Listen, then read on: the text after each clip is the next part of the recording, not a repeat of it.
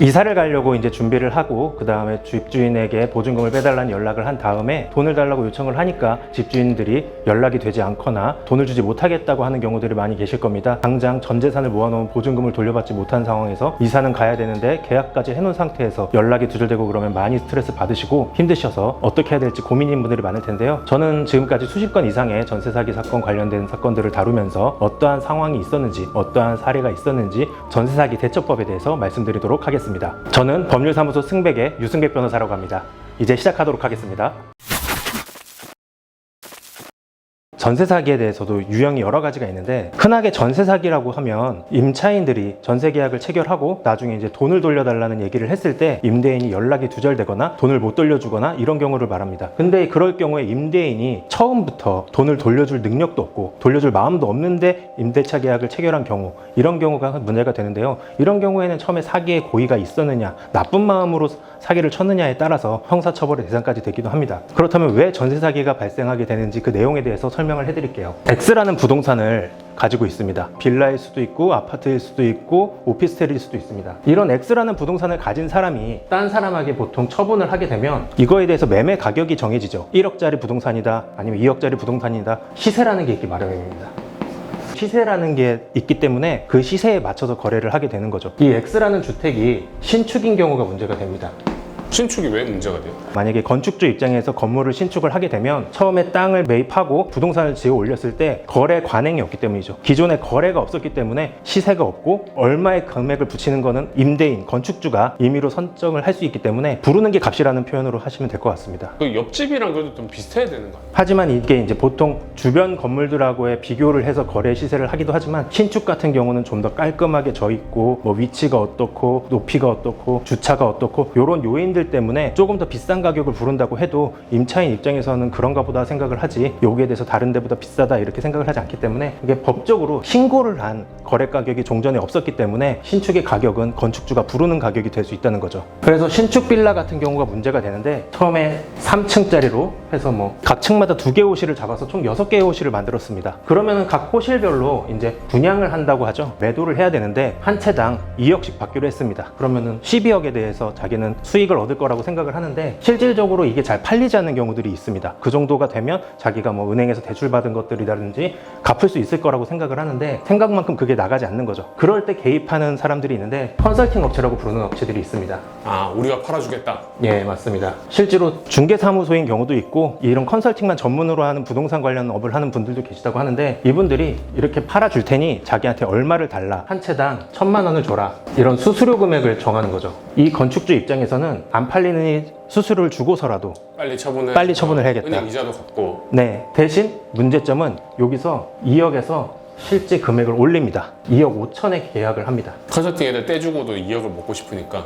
그렇죠. 컨설팅 업체한테 1,000만 원이 간다고 하지만 실질적으로는 여기에 이해관계인이 굉장히 많습니다. 집을 사러 다니던지 아니면 주변에 돌아다니다 보면 분양이라는 현수막이 붙어 있거나 X반도 같은 게 설쳐갖고 분양 사무실 뭐 이렇게 써 있는 것들을 보실 수 있을 거예요. 1층 한쪽 호실에다가 분양 사무실을 꾸며놓고 건축주를 대신해서 위임받은 분양실장님들이 계십니다. 매매 계약을 체결하든지 뭐 분양 계약을 하든지 임대차 전세 계약을 할 때도 이분들이 위임장을 가지고 와서 중개사무실 가서 직접 거래를 다 합니다. 그럼 분양실장이라는 분들도 계시고, 여기에 또 중개사무소는 당연히 또 낍니다. 왜냐? 이 집에 임차인들을 들여오는 분들이 계시기 때문에 그 임차인들을 데려오는 중개사무소가 또 반드시 필요합니다. 그렇게 되면 분양실장, 그리고 컨설팅 업체, 그리고 나중에 임차인들을 소개하는 중개사무소들까지 다 수수료가 나갑니다. 자기가 한 채에 대해서 임차를 줄 때마다 얼마씩을 달라, 뭐 500만 원씩 받기로 했다, 이런 계약을 체결을 합니다. 그리고 컨설팅 업체 호수당 1,000만 원 받기로 했다. 그리고 중개사무소 같은 경우는 이제 법에 중개 수수료가 정해져 있기 때문에 그 부분도 줘야 되는 거고, 실질적으로는 중개 수수료보다 높은 금액을 주고 나서 나중에 중개사법 위반으로 형사처벌이 되는 경우들도 있습니다. 그런데 요거에 대해서 이제 줘야 되는 돈들이 합쳐지다 보니까 건축주는 2억을 받았을 때 손해를 안 보기 위해서 애초에 가격을 뭐 2억 5천 이렇게 설정을 해놓는 겁니다. 그럴 경우에 이제 임차인들 같은 경우에 집을 보러 와서 이 집을 봤을 때 신축이고 깔끔하니 이쁘네요, 마음에 듭니다 했을 때 2억 5천만 원의 금액을 듣게 되고 딴 데보다 조금 비싼 데라는 생각을 하더라도 위치가 좋고 신축이고 어차피 이거 전세금이니까 뭐 이거 쓰는 돈도 아니고 2천 전세금 해봤자 뭐 이자 뭐 10만 원도 안 나와요 뭐 이런 거 살살 하겠죠? 그렇죠. 좋은 점을 말하고 어차피 돌려받는 돈이라는 얘기를 하면서 말씀을 합니다. 그런데 실무에서 이 전세 사기가 될 때 또 하나의 이슈가 있습니다. 이분이 좀 비싼데 이런 고민을 할 지점에 이자 지원금이라는 걸 주겠다, 뭐 냉장고를 선물해 주겠다, 추가로 뭔가를 줄 수 있는 것들을 말하면서 이 집의 계약을 성사시키려고 노력을 합니다. 이사 지원금이 뭐냐? 말이 이사 지원금이지 현금 지원을 해주겠다는 얘기거든요. 임차인들 같은 경우에 보통 자기 돈을 가지고 보증금을 마련하는 분들도 있지만 전세 대출 받아서 오시는 분들이 많습니다. 2억을 대출 받아서 보증금을 냈을 때 2억에 대해서 매달 부담하는 이자가 뭐 한 40만 원, 30만 원 뭐 이렇게 나올 수 있잖아요. 그거에 해당하는 돈을 뭐 6개월치 이자 지원금, 내가 당신한테 한 300만 원을 주겠다, 이런 식의 현금 지원을 해주겠다는 얘기를 하는 거죠. 그럼 임차인 입장에서는 집을 알아보시면 아시겠지만 마음에 드는 집 하나에 꽂혀버리면 그 다음부터는 다른 집들이 보이지 않습니다. 여기 살고 싶어요. 네, 무조건 그냥 무슨 수를 써서라도 무조건 이 집에 들어가야겠다 이 생각을 하기 때문에 맞다. 다른 좋은 얘기 하는 것들만 귀에 들려서 이럴 경우에는 보통 계약을 합니다. 그럴 때 이제 전세 사기의 시작이 되는 겁니다. 이 컨설팅 업체와 분양실장님과 중개사무소가 이렇게 껴서 임대차 보증금의 금액을 올려놨잖아요. 이런 상태에서 이제 계약일이 됩니다. 이럴 때 다음 단계에서 하는 역할을 맡으신 분들이 컨설팅 업체입니다. 이 컨설팅 업체가 지금 임차인을 구하는 과정에서는 사실 할 게 없어요. 이분들이 무슨 역할을 하느냐, 이 부동산을 매수할 사람을 찾는 겁니다. 너 집 어떻게 샀어? 물어봤을 때 전세 끼고 샀어, 이런 얘기 하잖아요. 갭 투자. 갭 투자를 하는 사람을 찾는 거죠. 명의만 빌려줄 매수인을 찾는 거죠. 실질적으로 이분들이 그동안에 자기 투자자라고 하는 리스트가 있습니다. 그동안 자기한테 집을 샀던 사람들, 홍 씨도 있고 김 씨도 있고 최 씨도 있겠죠. 이분들한테 연락을 돌립니다. 좋은 신축 빌라 하나 나왔는데 요거 하나 가져가시죠. 그러면 이분들 입장에서는 위치가 어디고 뭐 이런 거를 묻는 분들도 있고 얼마를 얻을 수 있는지를 생각하는 분들도 있습니다. 이분들한테 떨어지는 돈이 생겨요. 명의만 빌려주신 분들한테. 명의만 빌려주고. 이분들한테 300만 원 이 정도의 명의 빌려주는 값을 돈을 줍니다. 심지어는 노숙자분들도 있습니다. 노숙자분들을 상대로 명의를 빌려다가 계약을 체결해 버리는 거예요. 근데 이 과정이 좀 이해가 안 되는 게 저희가 보통 갭 투자라고 한다면 예를 들어서 매매가가 2억 5천이면 뭐 예를 들어서 전세를 2억에 세팅을 해놓고 남은 5천은 내가 돈을 내고 들어가는 개념인 거잖아요. 근데 저분들은 5천도 없을 거고 그다음에 아무리 300을 준다라고 하더라도 아시겠지만은 보유를 하는 순간 뭐 주민세, 지방세부터 해서 세금도 계속 내야 되는데 맞습니다.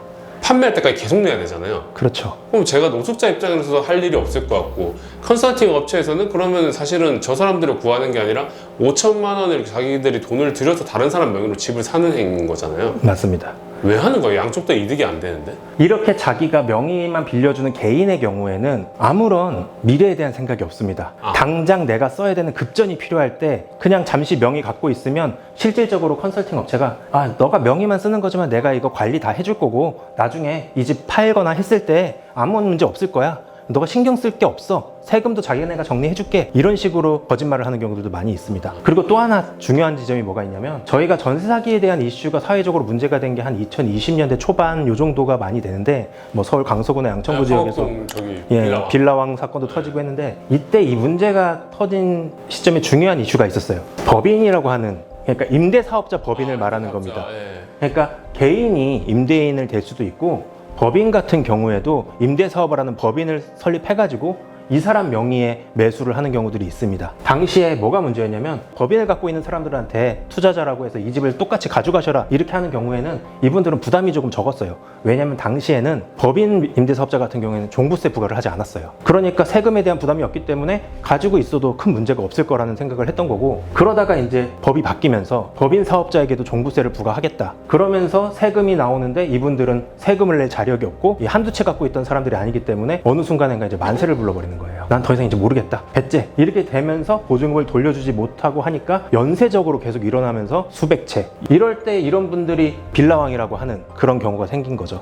근데 저 컨설팅 업체는 왜 자기들이 법인을 명의해서 안 하고 나중에 결국에는 책임을 지지 않을 문제가 있다고 봅니다. 저는 이 컨설팅 업체 같은 경우에 자기들이 직접 관리를 하면 결국에는 이게 관리하는 거든 나중에 이 자력에 돈을 돌려야 되는데 본인은 수수료만 받고 빠지는 게 법적으로 가장 책임질 일도 없고 안전하다고 생각을 해서 이렇게 방법을 생각한 거고, 실질적으로 실제적으로 빌라왕이라고 했던 분들도 이런 명예를 빌려준 분들 중에 이제 한 채만 갖고 있는 게 아니라 10세대 넘는 세대를 한 명이 사는 경우들이 있어요. 또 뭐 분양실장님이 또 컨설팅 업체한테 연락을 합니다. 이번에 신축 하나 더 나왔는데 이거 투자할 사람들 좀 알아봐 주세요. 그럼 이 사람은 또 이 사람 데리고 갑니다. 그럼 다 삽니다. 그러니까 아예 그냥 빌라 쇼핑을 해버리기 때문에 순식간에 몇백 채가 되는 거고, 이 사람들은 솔직히 어떤 분들은 자기가 몇백 채의 부동산을 갖고 있는지도 정확히 계산이 안 되는 분들도 있어요. 그러다가 어느 순간에 이게 연쇄작용을 일으키면서 세금을 내지 못해서 세금 압류가 들어오고 보증금을 반환받지 못하고 연락이 두절되고 이러다가 지금 사회적인 전세 사기 문제가 생긴 겁니다. 저는 개인적으로 이분들도 매우 나쁘고 자기가 책임지지 못할 행동을 한 거기 때문에 나쁘지만, 중간에 있는 이 사람들이 제일 죄질이 나쁘다고 생각을 합니다. 그래서 처음에 이 전세 사기 뉴스가 터졌을 때 빌라왕이나 뭐 세모녀나 이렇게 여러 수십 수백 채의 빌라를 갖고 계신 분들한테 비난이 쏟아졌지만, 그걸 좀 더 추적해 보면 그 위에 컨설팅 업체가 제일 문제가 커다라는 거를 한 다큐멘터리도 있었고요. 굉장히 중형을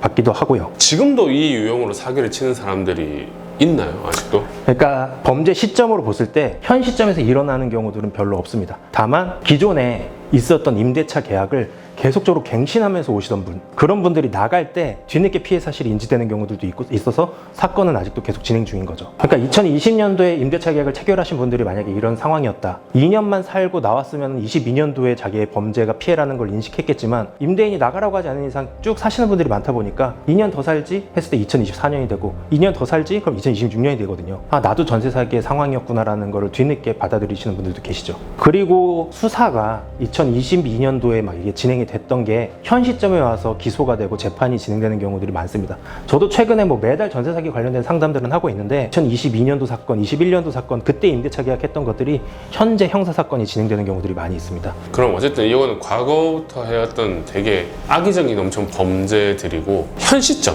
2026년 지금에도 저는 제 주변에 지금 전세가 못 받는 애들 되게 많거든요. 작년, 올해 뭐 이렇게 해서. 지금은 어떤 유형의 사기가 판을 치고 있는 거예요?